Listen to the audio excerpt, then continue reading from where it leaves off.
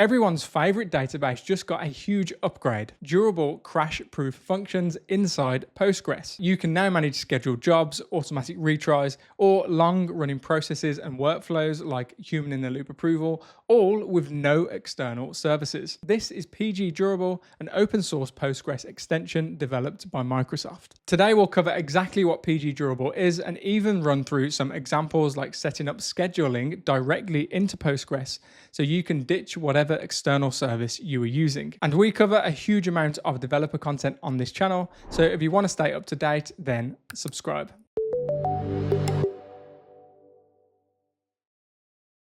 A durable function in PG Durable is persisted to disk every step of the way. That gives you a specific set of guarantees you don't get from a plain begin commit block or a cron job. And this means operations like database crashes and restarts, long waits and failures can now be managed directly inside Postgres. So let's dive into exactly how all of this works. PG Durable provides durable functions which are just a graph of steps you submit with SQL DSL and then submit with the df start function. So here's a super simple example just to explain the concepts. If we take SQL like select hello world, this would just return to us the string hello world. But now we can run it as select df start select hello world. Obviously this would benefit from long running processes, but what we get back from this is an 8-character ID we can pass to the df status function. This would just give us the operation status, or we can use df result to give us the final output from the operation once it's complete. So you can see straight away how this would be valuable for long running tasks or for tasks that require an approval step. PG Durable also comes with a bunch of built-in operations like running multiple operations in sequence,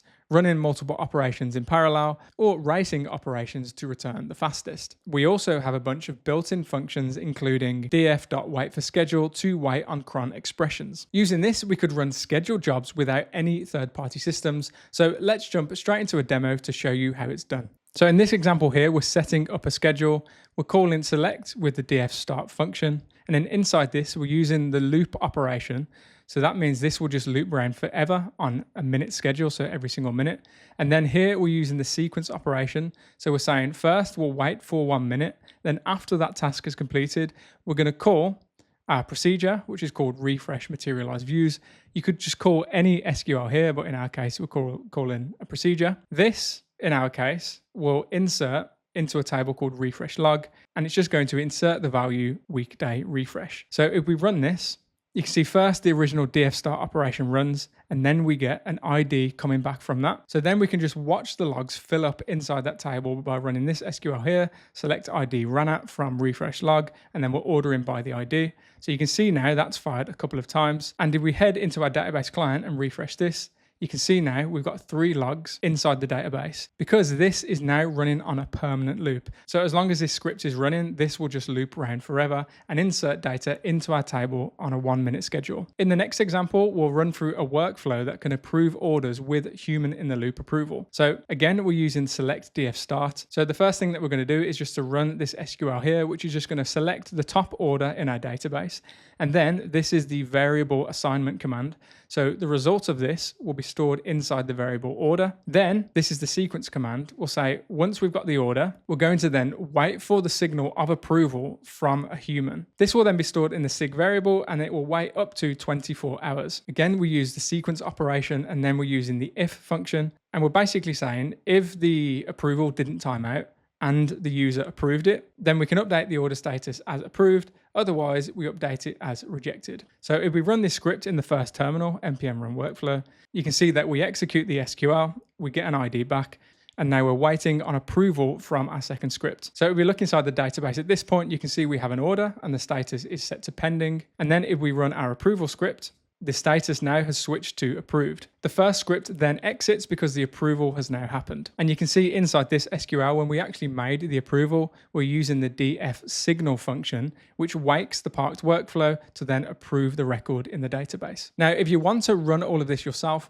I'll just quickly go over the Docker Compose file so you can run it all locally. So here inside my Docker Compose file, I'm using the PG Durable image from Microsoft, which is running Postgres 17 because this, of course, includes the PG Durable extension. You can see further down as well inside commands, we're using the shared preload libraries set to PG Durable. But other than that, the rest of the config can just be customized as you like it.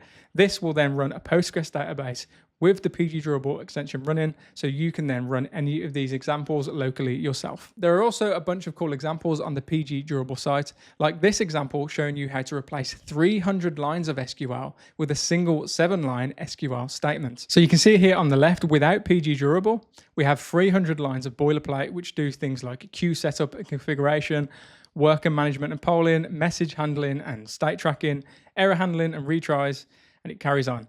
This is 300 lines of boilerplate, which can then be reduced down to just 7 lines with PG Durable. This will first run 3 operations in parallel using the ampersand character, and then we're going to use the sequence character to then refresh the dashboard. Now, this is so concise not just because of the new operations we've got access to, but also because things like error handling and retries are handled automatically inside PG Durable. And if you want to dive deeper into PG Durable, check out the relevant links in the video description. I hope you enjoyed that one, guys. I've been Warren from BetterStack. Thanks for watching, and I'll see you next time.